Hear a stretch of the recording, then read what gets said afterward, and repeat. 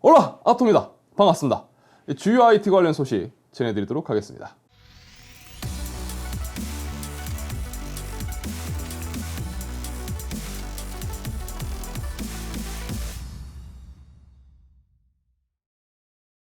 자, 엔비디아가 본격적으로 소비자용 GPU와 채굴용 GPU로 구분짓기 위해 선보이는 이 CMP, 크립토 마이닝 프로세서라는 이 라인업이 곧 출시를 준비하고 있는 것 같습니다. 비디오 카드는 곧 출시를 준비 중인 것으로 보이는 기가바이트의 CMP 30HX의 이미지를 공개했습니다. 이 30HX, 저는 왜 이게 30해시라고 이렇게 읽어질까요? 그냥 느낌상, 그렇습니다. 자, 엔비디아가 공개한 CMP 라인업 중 가장 낮은 라인업에 해당하는 모델인데요. 그래픽카드의 포지션으로 두고 본다면 GTX 1660 슈퍼와 비슷하다고 볼 수 있다고 합니다. 채굴 성능만을 두고 본다면 RTX 3060의 채굴 성능과 비슷하다고 합니다. 애초에 채굴용으로 나온 제품이라 출력 단자가 아예 없습니다. 판매 가격이 어떻게 나올지는 알 수 없지만 30HX 모델과 40HX 모델은 양산을 시작했다고 합니다. 그런데 문득 이 그래픽카드를 보니까 이런 생각도 듭니다. 채굴에 들어가는 시스템, 그중 대부분이 GPU겠지만 그로 인해서 채굴장을 정리하더라도 투자금 회수가 상대적으로 좀 유리하다는 인식이 있습니다. 이 생각의 바탕에는 아무래도 채굴에 사용된 GPU를 중고시장 혹은 대량으로 매입하는 업자 등을 통해서 처분하기가 수월하다라는 이 논리에서 나오는 걸 건데요. 만약 CMP를 사용하게 된다면 이건 그쵸, 누가 봐도 채굴용 GPU, 거기다가 출력 단자조차 없는 제품이기 때문에 과연 일반 GPU 대비해서 얼마나 경쟁력을 갖추게 될지 조금 걱정은 됩니다. 궁극적으로 본다면 이 녀석이 채굴 쪽에 밀려 들어가고 일반 소비자용 GPU는 말 그대로 소비자 시장에 안전하게 들어와야 되는데 과연 얼마나 관심을 끌 수 있을지 지켜봐야 될 것 같습니다. 자, 최근 PC 시장에서는 이 채굴이라는 단어가 굉장히 핫합니다. 저도 여러 가지 소식들을 전해드리면서 이 채굴과 연관되는 내용을 좀 최근 들어서 자주 전해드리게 되는데 순수하게 PC나 전자기기를 좋아하는 분들에게는 채굴이 굉장히 불편한 단어일 겁니다. 그런데 PC 관련 제조 브랜드의 입장에서는 채굴이라는 이 단어가 굉장히 마케팅에 도움이 되는 것 같습니다. 그렇겠죠. 아무래도 채굴에 도움이 된다고 하면 앞뒤 가리지 않고 웃돈 주고서라도 싹 쓸어가는. 야, 이 계란석들아, 웬갈 좀 해라. 내가 얘기한 MSRP는 어디 무시 동네 강아지 이름이냐? 자, 얼마 전 그래픽카드의 품귀로 인해서 이제는 노트북까지 채굴에 사용하고 있다는 소식을 전해드렸었습니다. 그런데 아무리 그렇다고 해도 사실 노트북은 채굴하라고 나온 건 아니죠. 채굴을 할 수가 있다는 거지 채굴용으로 나온 건 아니라는 겁니다. 자, 그런데 MSI에서는 이 노트북을 조금 더 팔고 싶었나 봅니다.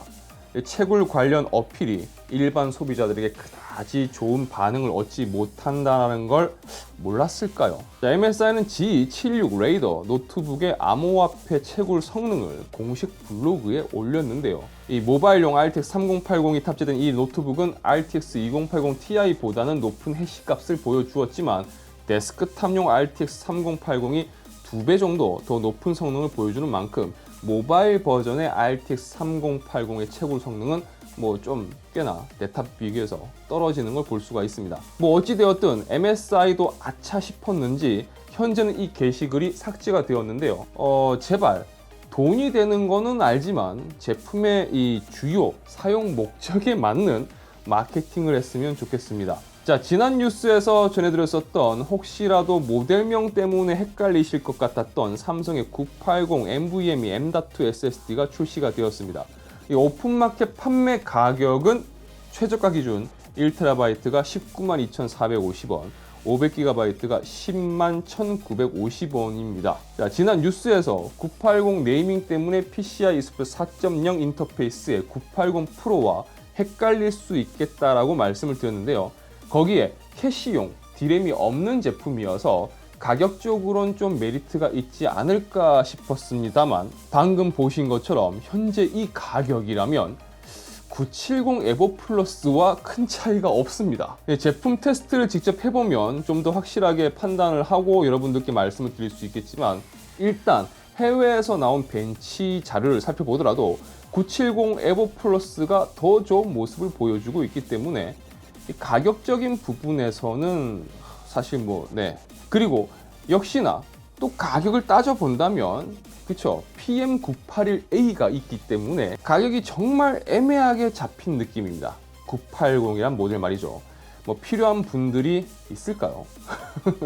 자, 작년 코로나로 인해서 집에서 보내는 시간이 길어지면서 수혜를 받았던 시장이 있습니다. 바로 OTT 시장인데요. OTT 하면 대체 무슨 뜻일까 싶으실 텐데 일단 넷플릭스라든지 웨이브, 티빙, 왓챠, 그리고 디즈니 플러스 등등 대충 어떤 서비스인지는 아시겠죠? 이렇게 말씀드리니까 네, 바로 이런 서비스를 OTT라고 합니다. 그러니까 오버 더 탑 미디어 서비스라고 하는데 그냥 오버 더 탑에서 이 탑이 TV 셋탑박스를 의미한다고 합니다. 그래서 셋탑박스를 넘어선다라는 의미를 가진다고 하는데 이제는 굳이 그런 TV 셋탑박스가 없더라도 인터넷만 된다면 스마트폰이나 태블릿 그리고 TV와 PC를 통해서도 다양한 영상 콘텐츠를 시청할 수가 있죠. 그래서 앞으로도 이 미디어 콘텐츠 시장의 주력 사업 모델이 될 것으로 평가받고 있는 게 이 OTT입니다. 이 모바일 인덱스가 2020년 1월 1일부터 2021년 3월 1일까지 이 4천만 모바일 기기의 20억 건의 데이터 분석 결과를 확인해 보니까요. 넷플릭스의 월 사용자 수가 1,000만 명을 넘어섰다고 합니다. 2020년 12월 31일 우리나라 주민등록 인구 기준으로 봤을 때 5,182만 9,023명인 것을 생각해 본다면 거의 5명 중 1명꼴로 이 넷플릭스를 사용한다고 볼 수 있는 거죠. 진짜 사용자가 많습니다. 그쵸? 자, 그런데 이런 기사가 국내에서는 나온 반면에 해외에서는 넷플릭스에 대해 좀 부정적인 의견도 나왔습니다. CNBC는 글로벌 투자은행 니덤의 애널리스트 로라 마틴과의 인터뷰를 통해서 넷플릭스는 2019년 대비 2배 가까운 유료 가입자를 확보했지만 2020년 말을 기준으로 봤을 때 신규 계정 가입 건수가 2자릿수 감소하면서 마무리를 했다. 따라서 2007년부터 서비스를 시작한 넷플릭스가 2020년 말 기준으로 총 가입자가 2억 3천만 명을 돌파했다고 밝혔지만 2019년 말부터 스트리밍을 시작한 디즈니는 고작 16개월 만에 가입자 수가 1억을 돌파했다고 한다라는 걸 예를 들어서 이야기를 했습니다. 결국 유료 스트리밍 서비스는 사용자들이 시청할 만한 콘텐츠가 지속적으로 공급이 되어야 되는데 대부분 특정 콘텐츠를 소비하고 나면 가입을 해지하고 이탈하는 것으로 나타났다는 거죠. 그리고 이제 곧 좀 더 많은 야외 활동이 시작될 거고 또 예방접종이 본격적으로 진행된다면 이전보다는 TV 시청 시간이 줄어들 것이라는 겁니다.